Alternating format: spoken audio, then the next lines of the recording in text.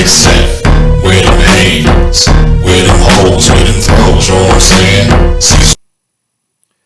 These are two breathing exercises that I think would be of use for times like around the time of this video. I'm not going to consider these medical advice. Okay? I'm just going to say these are breathing exercises that I think would be good around the time this video is being made. So just look at the dates and figure it out for yourself. This is not to be something that you do in place of any other warnings that you know that you have gotten from trained medical professionals. It's not. This is not something, don't think that you don't need to wash your hands and that you don't need to maintain social distancing. I've said this in practically every video I've made today. No, no, no, no, no. This does not excuse you from being cautious and from following rules. This is not, see, I just touched my face. I shouldn't have done that. This is not an excuse for you to, go out when you don't have to. Okay? This is the type of, I will tell you when I know this has helped me. The first breathing exercise, and really the second two. The first one really made my allergies better. So that's a respiratory thing. I think the first breathing exercise will help you with any type of respiratory issues that you could be trying to prevent. Okay? So let me not beat around the bush. I think this can help you, just try not to get a cold or to reduce the severity of your allergies. This first breathing exercise is called breath of fire. The second breathing exercise, I call it 3-1-5 breathing. I'm going to put a link to where I got this breathing exercise from. I think she calls it,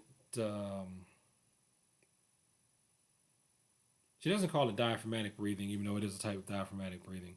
But it gets you in touch with your limbic system.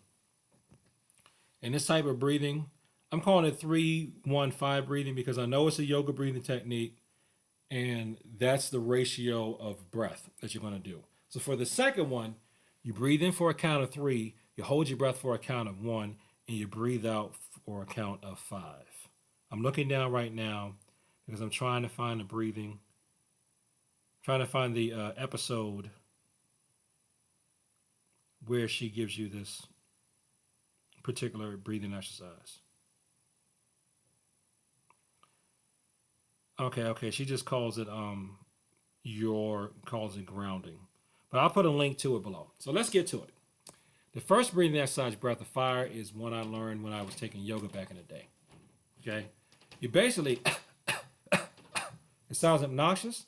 It's like you're practicing coughing. But what this does is, if nothing else, especially when you first start doing it, man, this is going to knock that phlegm, all that phlegm and stuff right out. This is how I do it. This may not be the only way to do it. This is how I've done it. And I found that breath of fire, it's helped me actually. It's helped me wake up when I need to wake up. And it just helps cope with allergies. So when I do breath of fire now, I don't do that in place of taking my allergy medicine. I do that and I find that my allergy meds work better. And there was a window when I really did breath of fire really, really aggressive. Like I would take like 5-10 minutes out the day to do it. I could not use the allergy medicine. Okay. But I'm not telling you to throw away your EpiPen and don't walk around with your inhaler because you're doing breath of fire. No.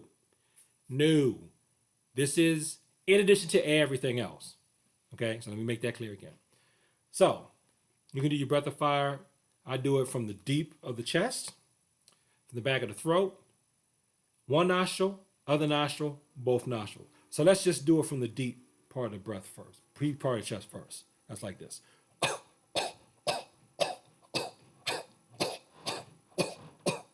You can open your mouth. If you want to cover your mouth, do that. But if you're just by yourself, it's just you. So that's the deep from the chest breath of fire. Now we're going to do it where you're going to feel it hitting the back of your throat. That's like this.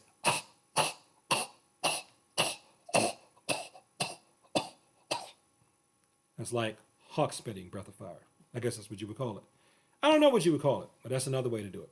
Oh, one caveat. When you're doing breath of fire, hold in your gut, suck in your gut. It'll make your stomach big and hard. And that's why I have a big, hard gut, because I didn't hold in my breath for breath of fire for a while. It wasn't just home cooking is because that breathing exercise actually made my stomach bigger. But the payoff in terms of breath control and allergy diminishing has been good. So another way to do breath of fire. So you got your deep, like you're coughing. Then you got the back of the throat, like your heart spitting. Now let's do one nostril. We will close the right nostril.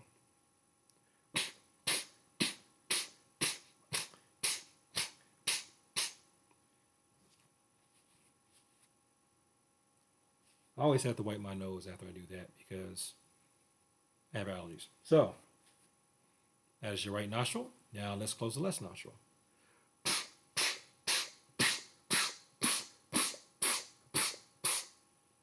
That is, oh, I'm surprised nothing came out that time. That is closing the left nostril. So you're doing a forced fire breathing between each individual nostril. Remember, keep your stomach sucked in. Keep your stomach sucked in. Now let's do both nostrils, back of the throat like this.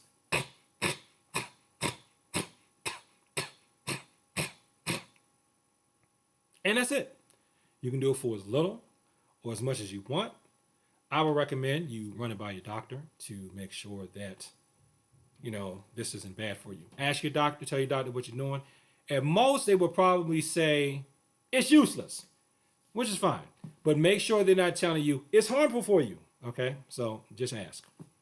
So the next breathing exercise, this helps with anxiety. I did it. And it really does. This type of breathing helps with anxiety.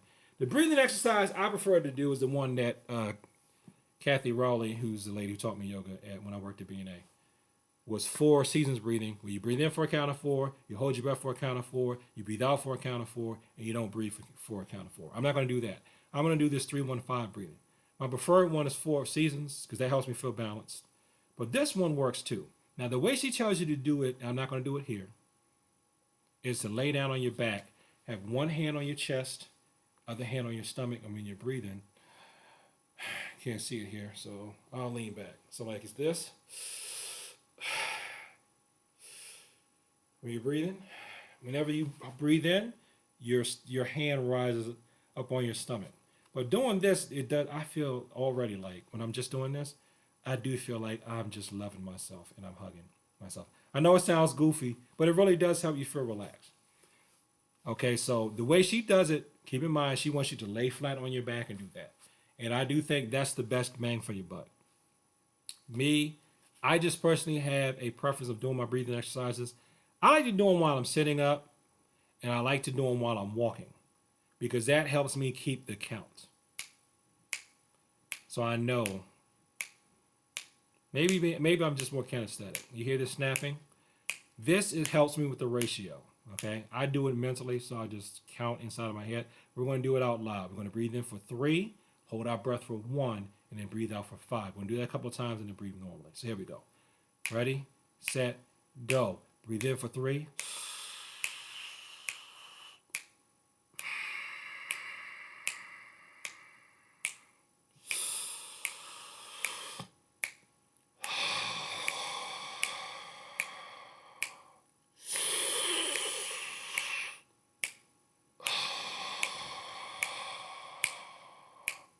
So that's breathing in for 3, hold your breath for 1, breathe out for 5. I feel more relaxed already just doing that. So I guess the way I subconsciously stack these, the breath of fire gets you more hyper, and that would be good for, Kathy had said it was good for cold prevention, and that type of thing. As I'll say, keeping certain infections at bay.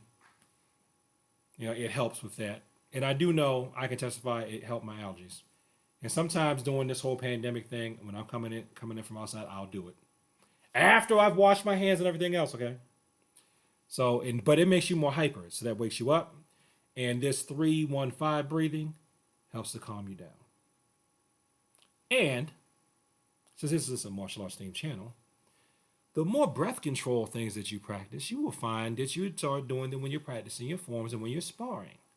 Breath control is very important for the martial artist, because the better we can control our breathing, the better we can control our energy.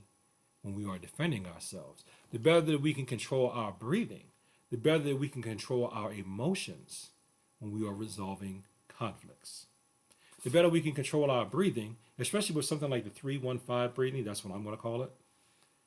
It helps your body heal from those emotional battles where you have opponents that you're facing, where the attacks are energy and spiritual and emotional and psychological. It's not something you can necessarily punch, kick, throw, pin, or choke into submission. Although you would like to give them that stomach 5 knockout, you can't do that. You can't. So thanks for watching this video. Like, comment, and subscribe. Please share this with people like to talk about the martial arts. Namaste, people. May God bless you. And peace. And thanks for your time. Where them kicks at? Where them hands? Where them holes? Where them throws? You know what I'm saying?